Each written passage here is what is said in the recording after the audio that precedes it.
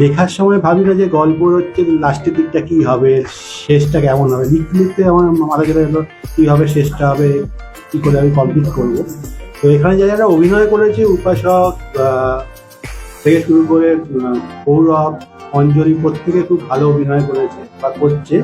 আশা করছি সব একসাথে একটা ফ্যামিলির মতন করে আমরা কাজ করছি। গৌরব আছে, গৌরব আমার সাথে আছে হচ্ছে ক্যামেরা করছে কাজ, প্লাস হচ্ছে ডিরেকশনের দিকটা আমাকে অনেকটাই হেল্প করে দিচ্ছে। প্লাস হচ্ছে পূর্ণিমা আছে, সবাইকে সাজিয়েছে খুব ভালো করে পূর্ণিমা।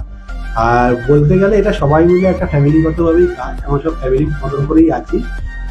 কারণ হচ্ছে গৌরব থেকে শুরু করে উপাসক, অঞ্জলি, দীপ, পূর্ণিমা, আমরা সব অ্যাজ এ টিম হিসাবে কাজ করি।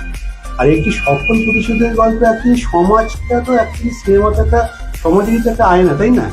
তো সমাজে যেরকম ঘটনাগুলো মানে হচ্ছে সেটা আমাদের একটা সিনেমা